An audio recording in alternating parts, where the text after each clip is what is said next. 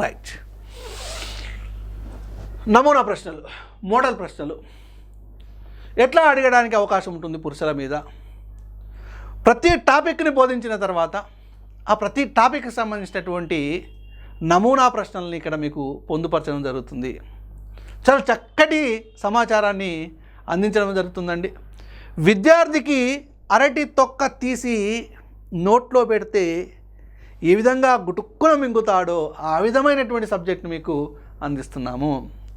విద్యార్థి ఎలాంటి శ్రమ పడకుండా, రిఫరెన్స్ పుస్తకాలు చదవకుండా, అన్ని పుస్తకాలను మీరు చదివి అందులో ఉన్నటువంటి అంశాన్ని మీకు అందిస్తున్నాము. అంటే విద్యార్థికి, అభ్యర్థికి శ్రమ పడేటువంటి అంటే శ్రమను తగ్గిస్తున్నాము. ఆ శ్రమకు అసలు శ్రమ పడకుండా అన్నిటిని ఒక పుస్తకంలో పొందుపరిచి చదవడానికి మేము వీలు కల్పిస్తున్నాము. కాబట్టి మీరు ఉపయోగించుకుంటే తప్పనిసరిగా విజయాన్ని పొందగలుగుతారు. Okay, right. ఫస్ట్ ఒక ప్రశ్న చూద్దాం. ఉత్తమ పురుషము అని అన్నాడు. ఉత్తమ పురుషము ఇక్కడ 4 ఆప్షన్స్. మాట్లాడు వానిని సూచించు సర్వనామములు.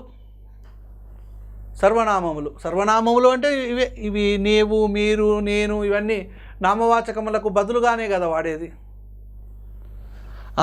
మాట్లాడు వానిని సూచించు సర్వనామములు, వినువానిని సూచించు సర్వనామములు, ఇతరుల గురించి సూచించు సర్వనామములు ఏదీ కాదు. ఉత్తమ పురుష అన్నాడు కాబట్టి తన గురించి తానే కాబట్టి మాట్లాడే వాని గురించే కాబట్టి ఆన్సర్ వచ్చేసి 1వది సరైనటువంటి సమాధానాన్ని మనం గుర్తించవచ్చు. మరి వినువానిని సూచించు సర్వనామం ఏంటిది? మధ్యమ. ఎవడైతే వింటాడో వాడు మధ్యమ. ఇతరులు మాట్లాడేవాడి గురించి కాకుండా, వినువాని గురించి కాకుండా వాడేవాడనంటే ప్రథమ. ఓకేనా? రైట్. నెక్స్ట్ ఉత్తమ పురుషం అయిపోయిన తర్వాత 2వ ప్రశ్న, స్వీయ చరిత్రలు ఏ పురుషంలో ఉంటాయి? ఉత్తమ పురుషము, ప్రథమ పురుషము, ద్వితీయ పురుషము, మధ్యమ పురుషం. అంటే ఆల్రెడీ డైరెక్ట్ ప్రశ్న ఇది. ఉత్తమ పురుషం is the correct answer. Already ఇంతకుముందే చెప్పాను నేను. ఉత్తమ పురుషంలో స్వీయ చరిత్రలు అనేటువంటివి ఉంటాయి. అదే స్వీయ చరిత్ర అంటే ఎవరి గురించి వాళ్ళు స్వయంగా రాసుకునేటువంటి చరిత్రనే స్వీయ చరిత్ర.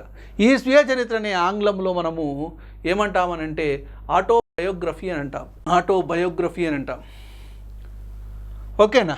రైట్. ఉత్తమ పురుషము, ప్రథమ పురుషము, ద్వితీయ పురుషం. సార్ మరి ఇంతకుముందు మీరు పురుష అని చెప్పారు కదా, మరి ఇక్కడ పురుషము అనేటువంటి తగిలిచ్చారని అంటే ఎట్లా రాసినా ఇబ్బంది ఏమీ లేదండి. పురుషర అనొచ్చు, పురుషము అనొచ్చు, పురుషాలు అనొచ్చు, పురుషులు అనొచ్చు. ఎట్లా రాసినా ఇబ్బంది ఏమీ లేదు. దాని గురించి బెంగ పెట్టుకోవాల్సిన అవసరం ఏమీ లేదు. ఓకే. ఉత్తమ పురుషము, ప్రథమ పురుషము, ద్వితీయ పురుషము, మధ్యమ పురుషం.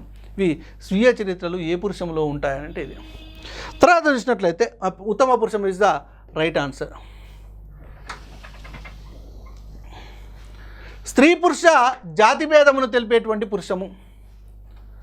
స్త్రీ పురుష జాతి భేదమును తెలిపేటువంటి పురుషము. అసలు ఉత్తమ పురుషం తీసుకున్న ఉదాహరణలు ఏముంటాయి? ఉదాహరణలు ఉత్తమ పురుషానికి ఉదాహరణలు నేను, మేము. మధ్యమ పురుషానికి ఉదాహరణలు తీసుకుందాము. నీవు, మీరు. ప్రథమ పురుషానికి ఉదాహరణ తీసుకున్నాము. అతడు, ఆమె. ఓకే. ఇక్కడ నేను అన్నప్పుడు నేను పుస్తకాన్ని చదువుతున్నాను అనే ఒక వాక్యం ఉన్నది. నేను అనేటువంటిది స్త్రీనా పురుషుడా తెలియదు అక్కడ. కాబట్టి ఇక్కడ జాతి భేదం తెలవట్లేదు. నేను అంటే పురుషుడైనా కావచ్చు, స్త్రీ అయినా కావచ్చు. ఇక్కడ మేము అంటే పురుషులైనా కావచ్చు, స్త్రీలైనా కావచ్చు. స్త్రీ పురుషులు కలిపైన ఉండొచ్చు. ఇక్కడ నీవు అంటే స్త్రీ అయినా కావచ్చు, పురుషుడైనా కావచ్చు. మీరు అంటే స్త్రీ అయినా కావచ్చు, పురుషుడైనా కావచ్చు. ప్రథమ పురుషం అంటే అతడు అంటే తప్పనిసరిగా పురుషుడే. మహేష్ బాబు అంతేనా? అతడు. రైట్. నెక్స్ట్ ఆమె ఊహ. శ్రీకాంత్ భార్య ఊహ ఒక సినిమా తీసేది. అంటే ఇక్కడ ఆమె అంటే స్త్రీ, ఇక్కడ స్త్రీ పురుష జాతి భేదం తెలుపుతుంది. అంటే ఇప్పుడు ఈజీగా గుర్తుపెట్టుకోవచ్చు. స్త్రీ పురుష జాతి భేదమును తెలిపేటువంటి పురుషము ఏంటంటే ప్రథమ పురుషము. ఇక్కడ జాతి భేదాన్ని తెలవలేకపోతున్నాము. అది పురుషుడైనా కావచ్చు, స్త్రీ అయినా కావచ్చు. ఓకే. రైట్. నెక్స్ట్ అతడు చాలా ధైర్యవంతుడిలో ఉన్న పురుష. అతడు, ఈ అతడు అనగానే మహేష్ బాబు గుర్తు రావాలి అంతే. ఇక మహేష్ బాబు అంటే ఏ పురుష? ఇక్కడ ఉన్నాడా? లేడు. లేడు కాబట్టి లేని గురించి చెప్పేటువంటి పురుష ఏంటిది? ప్రథమ పురుష. కరెక్ట్, అంతే. ఇక్కడ ఉన్నోని గురించి చెప్తానే, మాట్లాడవాని గురించి చెప్తానేమో ఉత్తమ పురుష, లేదో వినువాని గురించి చెప్తానేమో అది మధ్యమ పురుష. నీ గురించి కాకుండా, నా గురించి కాకుండా, మన ఇద్దరి గురించి కాకుండా మూడో వ్యక్తి గురించి చెప్తాను చూసినావు, అది ప్రథమ పురుష. అదే మూడో వ్యక్తి అంటే that is called third person. ఓకేనా? రైట్. అతడు చాలా ధైర్యవంతుల్లో ఉన్నటువంటి పురుష. ఇక మనకు తెలిసినటువంటి అంశమే ప్రథమ పురుష. మధ్యమ కాదు, ఉత్తమ కాదు, ఏది కాదు. రైట్. ఎక్కడో ఉన్నవారిని సూచించినది. నారా చంద్రబాబు నాయుడు ఎక్కడో ఉన్నాడు, బాలకృష్ణ ఎక్కడో ఉన్నాడు, అనిల్ కుమార్ యాదవ్ నెల్లూరులో ఉన్నాడు. మరి ఎక్కడో ఉన్నటువంటి వారి గురించి చెప్పినాం కాబట్టి అది ఏ పురుష అవుతుందని అంటే ప్రథమ పురుషనే అవుతుంది. ఇక్కడ లేడు, ఉత్తమ కాదు, అధమ పురుష అనేది లేనే లేదు. అట్లా ఆప్షన్లలో ఇవ్వడం జరిగింది. రైట్. ఇంకొక ఆప్షన్, వినువాని గురించి తెలిపేటువంటి పురుష. మాట్లాడేవాని గురించి తెలిపేటువంటి పురుష ఉత్తమ. మరి వినువాని గురించి తెలిపేటువంటి పురుష ఏంటి? మధ్యమ పురుష. ఇవే బిట్స్. రైట్.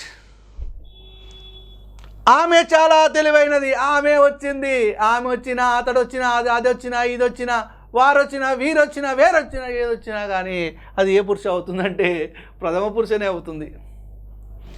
ఓకే. ఆమె చాలా తెలివైనది అనే వాక్యంలో గల పురుష ఉత్తమ పురుష, ప్రథమ పురుష, మధ్యమ పురుష, ద్వితీయ పురుష.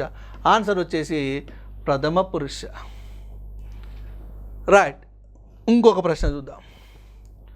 నేను బాగా చదువుతున్నాను. నేను బాగా చదువుతున్నాను, నా గురించి నేను డబ్బా కొట్టుకుంటున్నాను. ఎవరి గురించి చెప్పకుండా కానీ మన గురించి మనం అని చెప్పుకోవాలి, వేరే వాళ్ళు చెప్పరు మన గురించి. అర్థమవుతుందా?